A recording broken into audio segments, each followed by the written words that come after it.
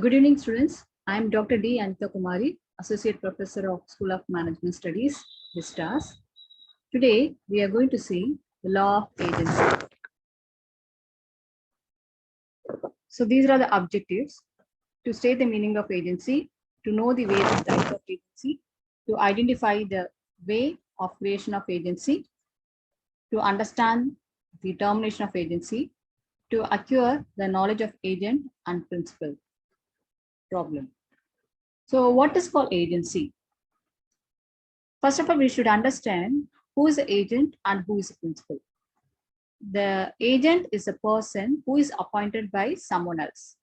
The principal is a person who is appointing someone else to do a business or to do some activity. So the relationship between the agent and principal is called as an agency. The agreement between the principal and the agent is the first requirement of any kind of a business and agency. So competency of a principal: any person who is the age of majority can be appointed as an agent. So minor person of unsound mind also cannot be employed as agent.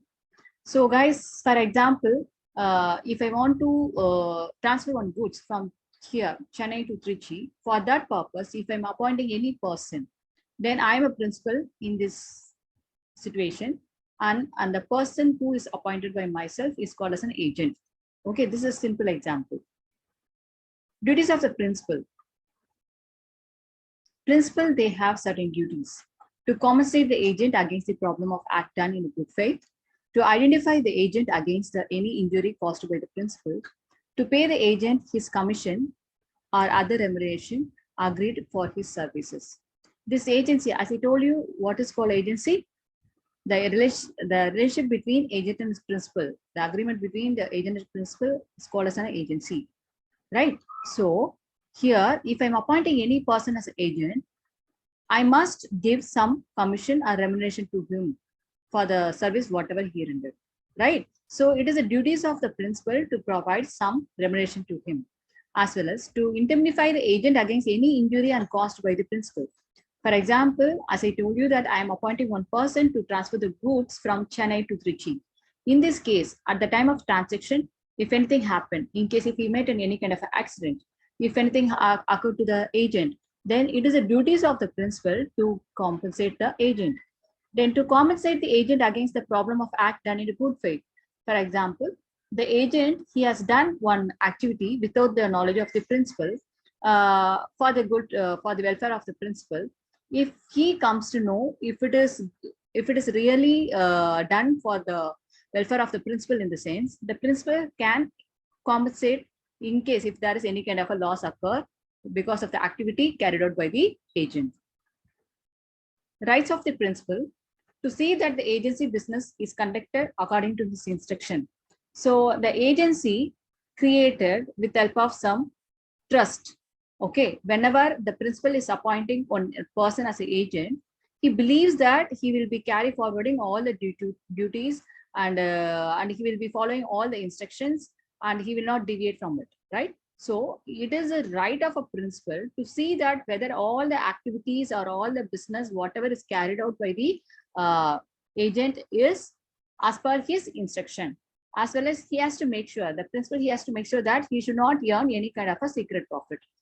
To be entitled to compensation in respect of the direct consequences of agent and negligence, want of skills or misconduct. Then again, the principal, he has to make sure that the agent is doing all the business of the principal with almost care. He should not do any kind of a mistake, as well as he should not act with some carelessness.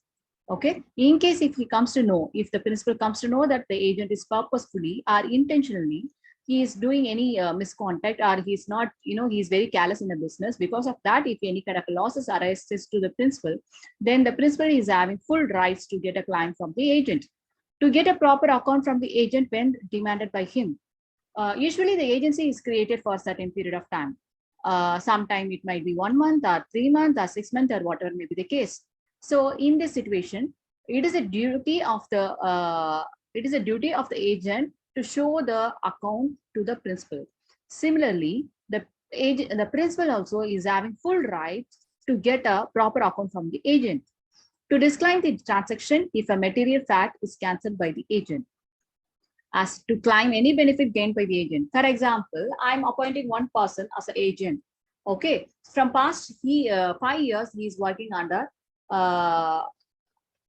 agency. So from past 5 years, he was working with almost care, with almost with almost responsible. But from past 3 months, I could able to notice that the particular person is mentally disturbed and he's doing any or some mistake in his business, or if it comes to know that he is gaining any kind of a secret profit without the knowledge of mine, then I have a full rights to get a profit whatever he has earned without the knowledge of mine. That is called as a secret profit. So what is called secret profit? When the agent is gaining any kind of a profit without the knowledge of the principal, that is called as a secret profit. So the kinds of agent. So these are usually the agent can be classified into 3 types: special agent, general agent, universal agent, mercantile agent, non-mercantile agent. Under the mercantile agent, factor, broker, auctioneer, commission agent, delivery agent. Whereas under the non-mercantile agent, counselor, solicitor, guardian, promoter, wife, and receiver. So let's see one by one. So who is called as a special agent? Special agent is a person who has appointed to do some special act for a particular purpose. See, if I might be having, being a principal, I might be having a lot of business transaction. If I'm appointing any one person for a particular transaction or for a particular business, that agent is called as a special agent. Once the task is completed, automatically the relationship between the agent and principal will come to end. So what is called special agent? When one person appointed for one particular purpose, that is called as a special agent.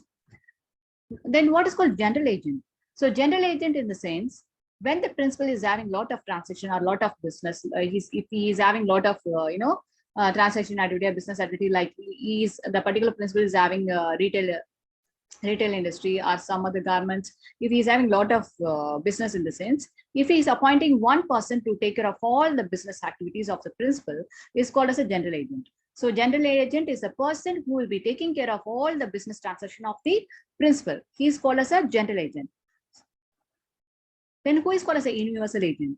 So it is also sort of somewhat relevant to the general agent. So, but the small difference is here the principal will be taking care of the business of the principal outside of the country. That means if I have a business, not only in India, but also in some other country, in maybe Singapore, Malaysia, if I'm appointing one person to take care of my business, which is located outside of the country, then that person is called as a universal agent. Okay, universal agent is the person who will be taking care of the business of the principal, which is located outside of the country. Then what is called mercantile agent? So mercantile, what do you mean by mercantile? Commercial. So there are 2 types is there, mercantile agent and non-mercantile agent. So mercantile agent in the sense, commercial purpose. If you are appointing any agent for commercial purpose, commercial related transactions or business, that is called as a mercantile agent. Whereas non-mercantile agent, which is related to some person. Okay, let's see in detail. So a mercantile agent is an agent who has the authority to sell goods, to consign goods for the sale or buy goods, to raise a money on the security of the goods on behalf of his principal. So under the mercantile agent, the first type is factor. So who is called as a factor? He is one to whom the portion of the goods is given to sell them. He usually sells the goods on his own name. He gets remuneration by way of the factorage. He has wide power to sell goods and receive payment and give receipt. So who is called as a factor? The factor is the agent who will be taking care of the goods and sell in his own name. For example, I am having a car. After 5 years, I would like to sell my car, resell my car. For that purpose, I am handovering my car to one of my agent. His name is called Bala. For example, I am handovering the car. I have given an instruction that Bala, sell this car in your own name. I need only 2 lakh rupees as a commission. I mean resale value. More than 2 lakh, if you want to keep some more profit, it's up to you. Okay, so in this situation, when the agent is taking care of the ownership of the goods, then he will be selling on his own name. That is called as a factor. Once he has completed his service, he will be getting in some amount. That amount is called as a factorage. Then who is called as a broker? In day-to-day activities, we used to hear the term is called broker. Usually there are different types of brokers are there. So marriage brokers are there, land broker is there, house broker is there. Okay, who is called as a broker? Broker is the person who is connecting buyer and seller, right? So, and buyer and owner. If the owner could not able to find exactly the target customer, so broker will be helping them to connect the seller as well as the buyer. So whenever I need to, for example, if I want to sell my goods, I want to leave my home for rental purpose, or I want to leave my home for lease purpose. In the sense, I do not know who's the exact who are all the persons searching the home. For this purpose, I can appoint any person as a broker to give advertisement of my home. For that purpose, I will be giving some money to him. That amount is called as a brokerage. So students usually will be having some mindset that whenever the term raise agent, the amount whatever is giving to the agent is called as a commission, but it's not like that. According to the nature of the job, what is done by the agent, the amount whatever we have given, that is also differ. Okay, so as I told you that the factor will be receiving factorage, whereas the broker will be receiving the brokerage. Auctioneer, who is called as an auctioneer? So he's an agent appointed by a seller to sell a goods by public auction for reward, generally in forms of commission. Primarily, he is an agent of the seller. So when the property has been knocked down, he becomes the agent of the buyer. He has authority to receive the price of the goods sold and sue for his own name. So what do you mean by auction? So we might be come across this word auction. So what is called auction? So whenever I want to sell my goods, instead of quoting the one fixed price to the goods, I will be handovering the goods to one particular agent. I will be giving some instruction that I need a minimum resale value of the goods is so and so. For example, I need to sell my some of the furniture, some of the ornaments. Okay, for that purpose, I'm appointing one person as an auctioneer. He is also sort of an agent. Okay, so I have given clear instruction that the price of the goods should not be less than the particular amount, maybe 20,000, 30,000, whatever it is. So once when all the customers are gathered in one place, the auctioneer will start to perform his role. So what he will be doing? Initially, he will be intimating all the customers or all the persons the minimum quote of the price. Then each and every customer who are interested towards the particular product and who are interested to buy the product, they will start to auction it. That means one person will be asking, for example, I want to sell my one of the furniture, traditional furniture in auction mode. I inform to the agent that the particular amount should not be less than the 20,000. So the auctioneer will be starting the minimum quote amount price is 20,000. Then the person who is interested towards the particular property, they will start to ask the auction. Okay, the one person will be asking 25, another person will be asking 30, another person will be 35, whatever it is. So the person who is asking more amount, the auctioneer will be giving some some alert, like first alert, second alert, third alert. That means when he knocked down the third alert, automatically the person who has asked the amount, that particular person, he has to settle down the amount, and he can be the owner of the goods. That is called as an auctioneer. Okay, then who is called as a commission agent? So he is a sort of an agent who will be ready to do any kind of a business, because he is the person who is looking for commission. Okay, so he is not like a universal agent. He is not like a general agent, because if you take like general agent, universal agent, or special agent, that particular of that kind of a agency will be created based on some time period. It might be like 1 month, 3 months, or 6 months, or depends upon the transaction nature of the transaction. Okay, whereas the commission agent is not like that.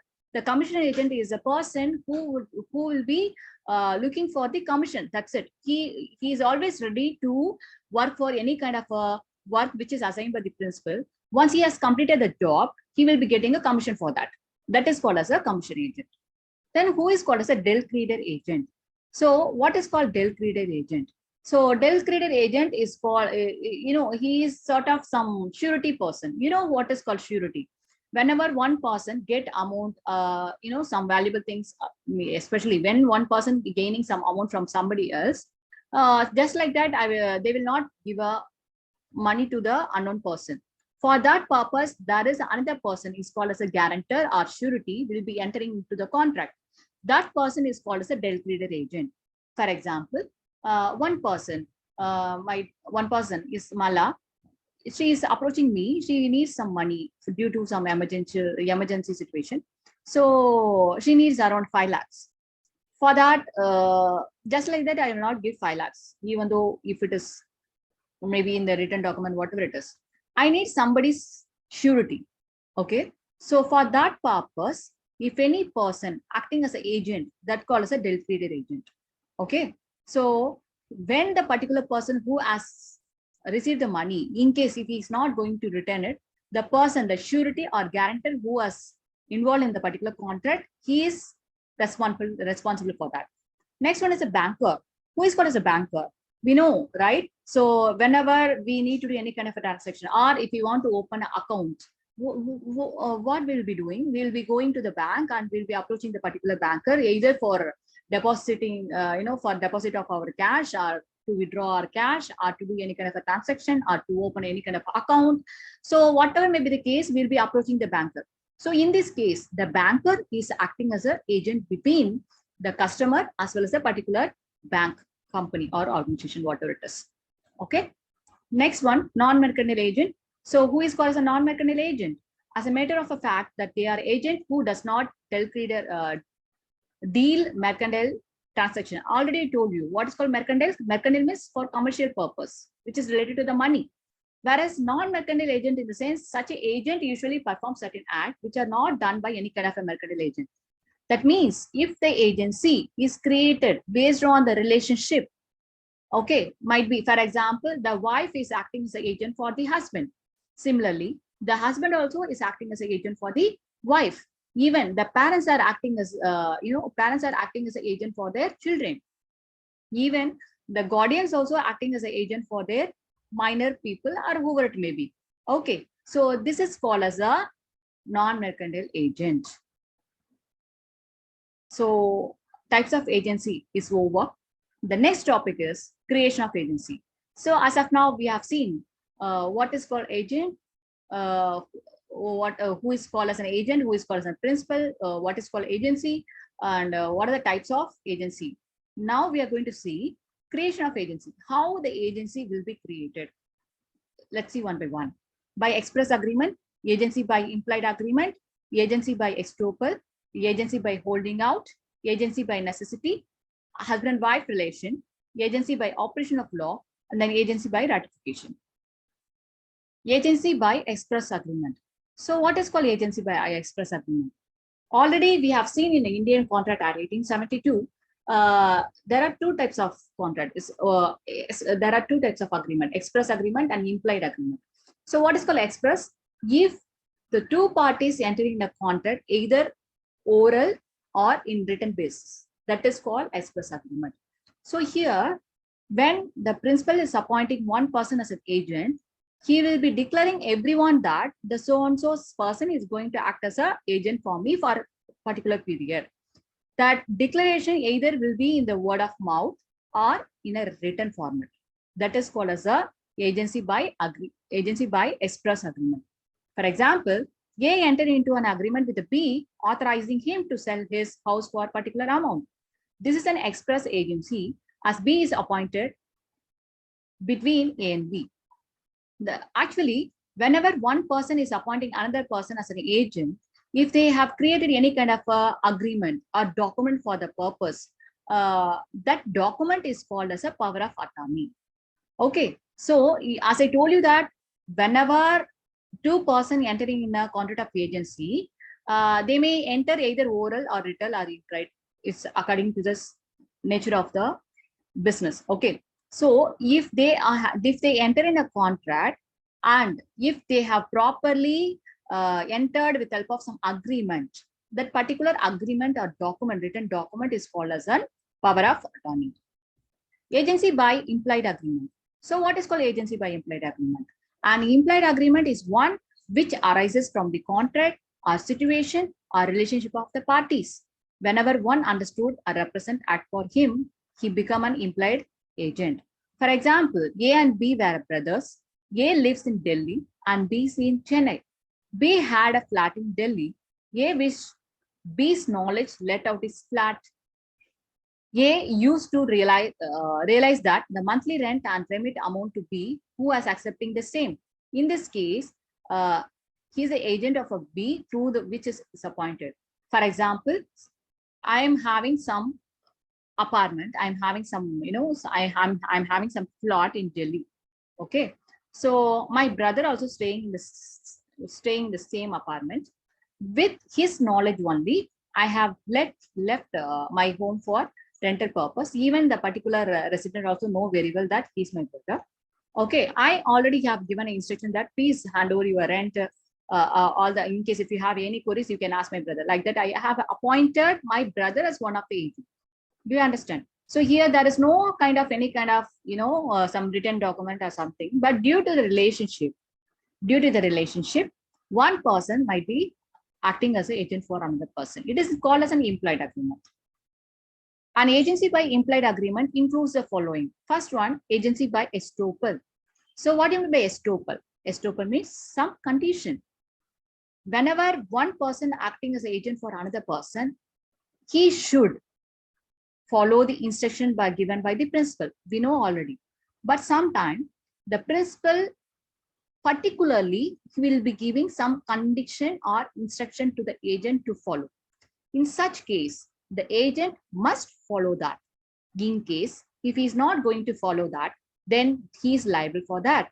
For example, I'm a principal. I'm handing the goods to one of my agent. I have given clear instruction that please don't sell these goods less than the 50,000. I have given a clear instruction.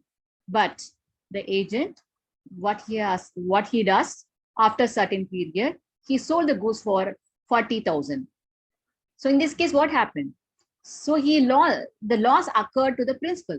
Why? Because the principal has given clear instruction to the agent that you should not sell these goods less than the 50,000.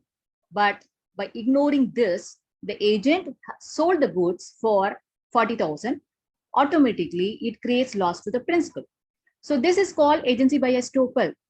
Estoppel means condition. Whenever the principal is specifying any kind of an instruction or condition to the agent, based on that, if the agency is created, that is called agency by estoppel. Agency by holding out. So what do you mean by holding out? Holding out. So what do you mean by agency by holding out? Whenever one person is acting as an agent for a particular period, after some period, if any kind of a misunderstanding occurred between the agent and principal, because of that, if their relationship comes to end, automatically the agency also comes to end, right? So in such situation, it is the duties of the principal to communicate to everybody who is related to the business that there is no relationship between myself and my agent. Why? Due to some miscommunication or misunderstanding, we have comes to the end of our relationship. No way he is going to act as an agent for me. Like that, he has to communicate to the particular person who is related to the business. Why? Because the person who is related to the business, they know very well that so and so person is an agent for this principal. So by believing that agreement and by believing that words only, people will be involving in lot of transaction by giving a money or giving a product or whatever it is. In case if the principal is not communicated to the person that no more there is a relation between myself and the principal agent, in the sense, automatically there are a lot of chance for misleading. That means the agent can continue the principal's business without the knowledge of the principal, and he can gain us some secret profit. Okay, here I have given some example. A appointed B as his agent to purchase the goods from C on credit. After some time, A terminated the service of B. Subsequently, B purchased some goods in A's name on a credit from C. In this case, A is liable to pay the price of the goods purchased by B, even after the termination of agency. Why? Because this is due to the reason that A did not inform C about the termination of B service. I hope so you could understand this example. A appointing B as agent for some particular business. B by A's name. B by mentioning the A's name, he is doing some transaction or whatever it is. Due to some misunderstanding, A terminated the relationship with the B. But B, by ignoring this, he has still continuing the relationship with the C. That means he is doing some transaction, he is getting some money, or he's doing is transferring or whatever it is. So after some period only, the C, the particular third party, he comes to know that, oh, there is no relationship between A and B. Oh, without the by ignorance of this information, I sold certain goods to him on credit. So in this situation, who is responsible? Obviously, the A is responsible. The principal is responsible. Why? Because as per the agency act, as I told you that whenever the agency comes to end, then it is the duty of the principal to communicate everyone that there is no relation between the particular agent and principal, because the agency is created based on some trust, right? So in case if it comes to end, the person who is related to the business, they have to communicate to everyone. Agency by necessity. So what do you mean by agency by necessity? An agency may also be created by the necessity of a particular case. Sometimes extraordinary circumstance may arise in which a person may be compelled to act as an agent of some person without procuring the consent authority of the same person. Such agency is called as the agency by necessity. So what do you mean by that? Due to some emergency purpose, due to some emergency situation, one person may act as a agent for another person without the consent of him. I can give you some real-time example. You are traveling somewhere, suddenly you saw one accident. There is no any any person's presence over there. You are the only person saw accident over there. There is no any persons over there. So you saw him. That particular person got too much injury. The blood is keep on so what you want to save his life. So what will you do? You will take the particular person in your vehicle, you will admit him in a hospital. You know very well that whenever one person wants to do any, if the doctor he wants to do any kind of surgery, in the sense he needs a signature, right? So that time you couldn't able to find any kind of identical proof of the particular person who got injured. So in such situation, what will you do? You will try to, to save his life. You will represent yourself as one of the agent. That means you might be saying that I am a brother of this person, I am a sister of the person, please carry on your operation, like that. So due to the emergency purpose, one person may act as an agent for another person without the consent of him. That is called as a agency by necessity. So here some example have given here. A stored some furniture in a B's house free of charge. Thereafter, they lost their contact with each other. After 3 years, B needed the space occupied by the furniture. He obtained A's address from his bank and wrote 2 letters to him, but he received no reply.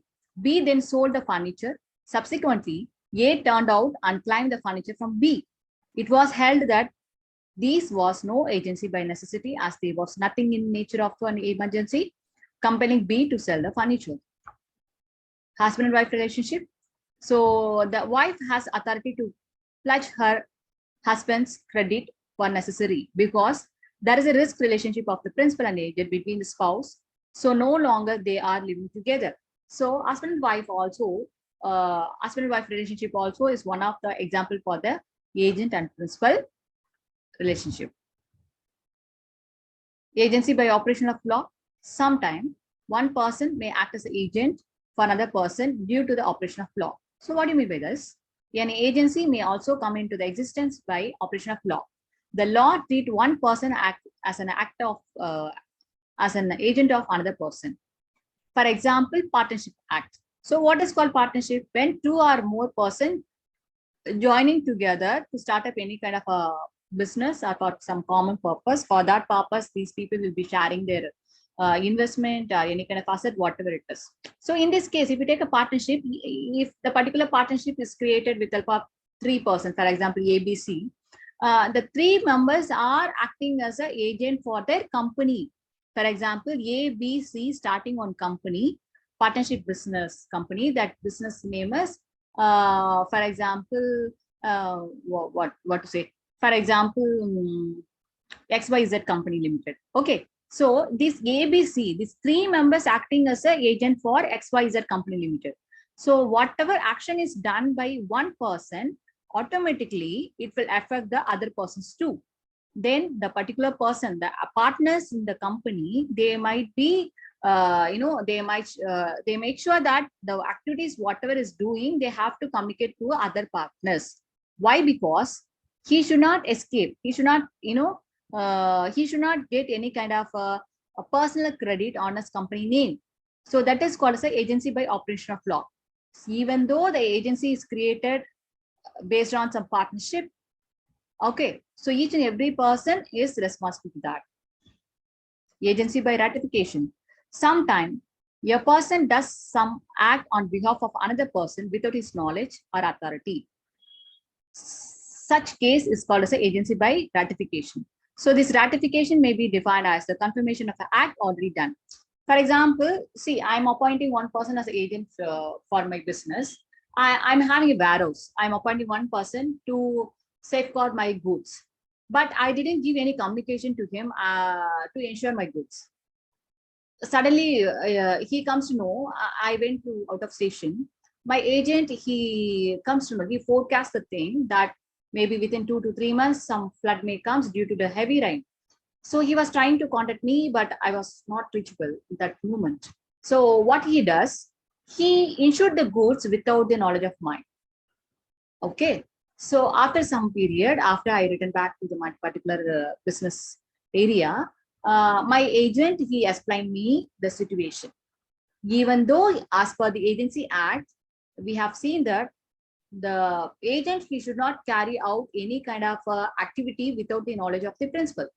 But in this case, to safeguard the property of the principal, for the welfare of the principal, the agent, he has insured the goods of the principal.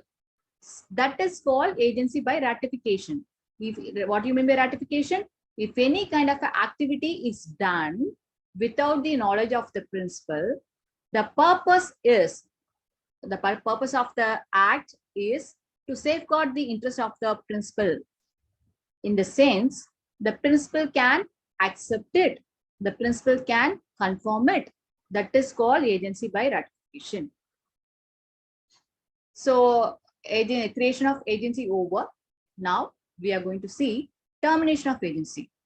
What is called termination? So, as of now, we have discussed who is an agent, who is a principal, what is called agency, what are the types of agency, and how to create an agency. Now, at the end, we are in the end, termination of agency. So, what is called termination?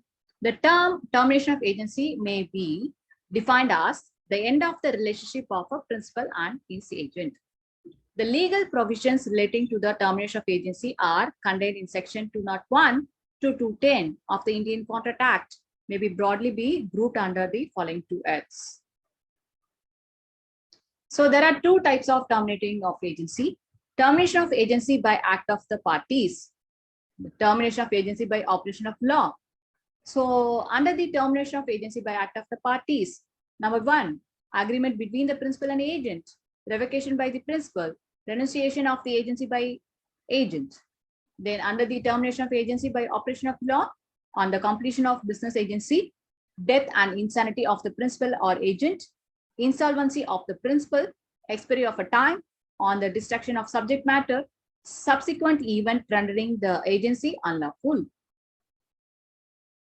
Termination of agency by act of the parties. Number one, so agency will come to end based on the activities, okay, or based on the parties.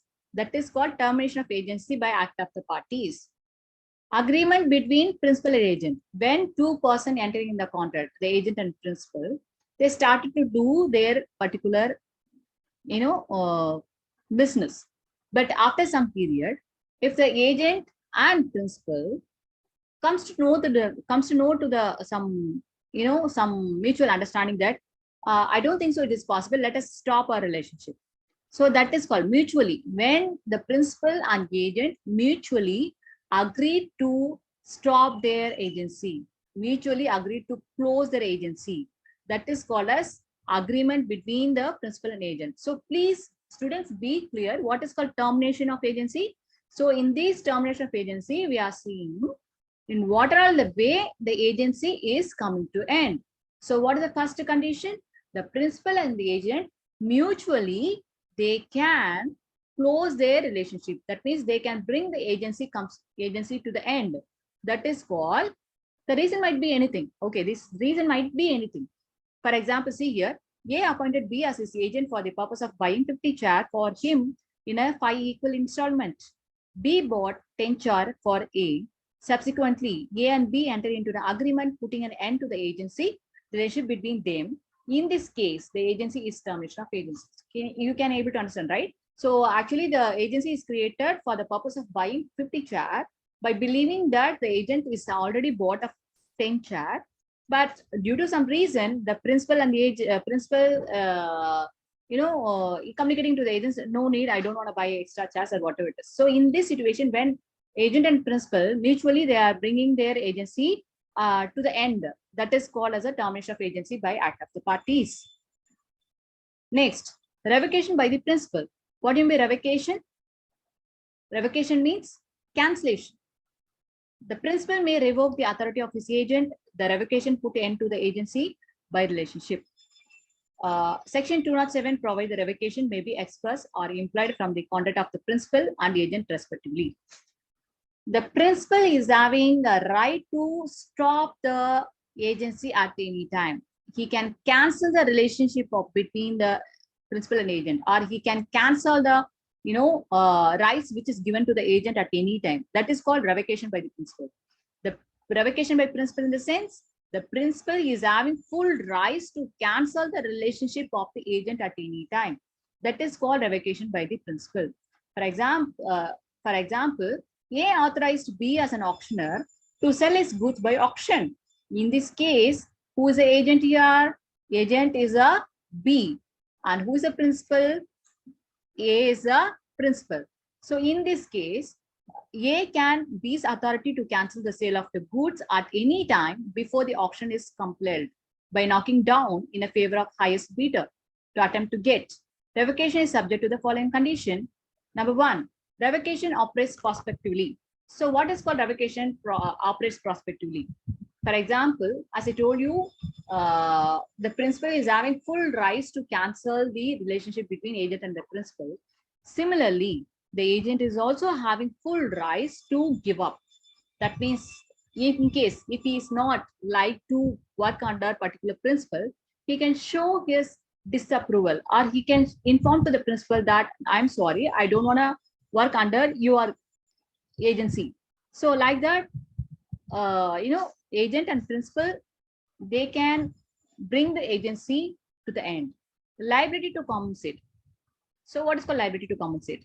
So as I told you that the principal is having full rights to cancel the agency, but he has to make sure following things. I told you that agency is created for fixed period. It might be 1 month or 3 months or 6 months, or based on some time period, based on the nature of the business. So in case if he is going to close the relationship between the agent and principal, he has to give a proper notice to the agent stating the reason behind the termination of agency. In case if he is not going to do so, then the agent is having full rights to get a compensation from the principal. Notice proceeding to the revocation. As I told you that the agent is having full rights to ask the explanation for the termination of agency. If he is not satisfied with the explanation which is given by the principal, then he can suit against the principal. So what is called suit? Suit in the sense he can file a case against the principal. Okay. Here I have given one case study. In J.K. Saini versus Bright Rose in 1980, MAT 162. The reasonable notice was premature termination was not given. The Madras High Court allowed 3 months' salary as a compensation in lieu of reasonable notice. Renunciation of agency by the agent. See, revocation is different. Renunciation is different. Revocation means cancellation. Here, the principal is canceling the relationship of the agent. Whereas here, the agent is giving up. Okay, the agent is giving up. That means the agent is showing the disapproval or showing their discomfort of a relationship of a principal. When I'm appointing one person as an agent, initially he might be agreed, but after some period, maybe 1 month or 2 months, if he is not interested to work in the particular business, in the sense, he can show the disapproval. Okay, it might be expressed or implied. We should not compel anybody else to work as an agent. In case, condition apply, in case if the agency is created based on some period, okay, with the help of power of attorney, then the proper notice to be given by the principal side when he canceling the relationship of the agent. Similarly, if the agent is going to communicate to the principal that I'm sorry, I'm not going to work under your agency due to some reason, in the sense he has to say the proper reason to the principal. A appointed B as his agent for the purpose of selling his house. Subsequently, B giving up the agency by tendering his resignation to A. In this case, the agency is terminated by express renunciation. So what is called express renunciation? Express renunciation in the sense when the agent openly communicated to the principal that I'm sorry, I'm not willing to work under your agency. That is called express renunciation. Do you understand? So express renunciation in the sense when the agent clearly communicate to the principal that I'm sorry, I'm not willing to do this business, or else I have some other commitment, I don't want to continue this. So that is called as an renunciation by the agency by express agreement. Termination of agency by operation of law. So the things whatever we have discussed so far, it's coming under termination of agency by act of the parties. Under that we have seen agreement between the principal and the agent, revocation by the principal, and renunciation of the agent by the agent. So next one is termination of agency by operation of law. So what do you mean by this? Completion of agency business. So what is called completion of agency business? So as I said, like agency is created for some fixed period or for particular purpose. Okay, if the purpose is completed, if the purpose is fulfilled, okay, automatically the agency will comes to end. Do you understand? For example, I'm appointing one person to transfer one goods from one place to another place. I told him clearly that if you're going to do so, certain part of percentage of amount will be given as a commission, in the sense when he does the job, automatically the agency will comes to end. That is called completion of agency by business. Death or insanity of the principal or the agent. The agency relationship is automatically terminated when either principal or agent dies. So for example, A appointed one person as an A appointed one person as an agent, but after some period, A died. Automatically, the agency will come to end. Similarly, if B died, if the agent died, or if the principal died, automatically the agency will come to end. That is called death or insanity of the principal of the agent. Insolvency of the principal. So what do you mean by insolvency? Insolvency in the sense when the principal is not in a position to pay a money, when he is not in a position to settle down some account or whatever it is, that time he has been declared as an insolvent. Okay, in such situation, automatically the agency will come to end. Expiry of time. If the agency is created for based on some time period, maybe the 3 months or 6 months or whatever it is. Okay, if the time is exceeds, then automatically the agency will come to end.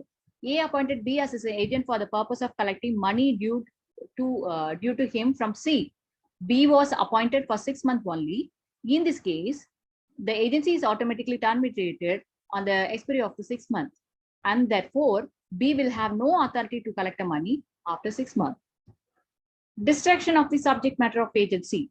Sometime the agency will come to end due to the distraction of subject matter. That means for what purpose one person has been appointed as an agent by the principal, if the particular purpose itself is no more, or if the particular purpose itself is got collapse or distract, then automatically the agency will come to end. For example, I'm appointing one person to sell my car. Okay, I have given a 6-month period of time. I just gave him a clear instruction that you have to sell the car minimum of 2 lakh rupees. So he was trying to sell my car. My agent was trying to sell my car, but unfortunately, some accident occurred. My car destroyed completely due to the fire accident. In this case, what will happen? The agency will come to end, because for what purpose the agency is created? To sell my car. The purpose, the subject, for what purpose it created, that is itself is no more, it is destroyed, then automatically the agency will come to end. Subsequent event rendering the agency lawful.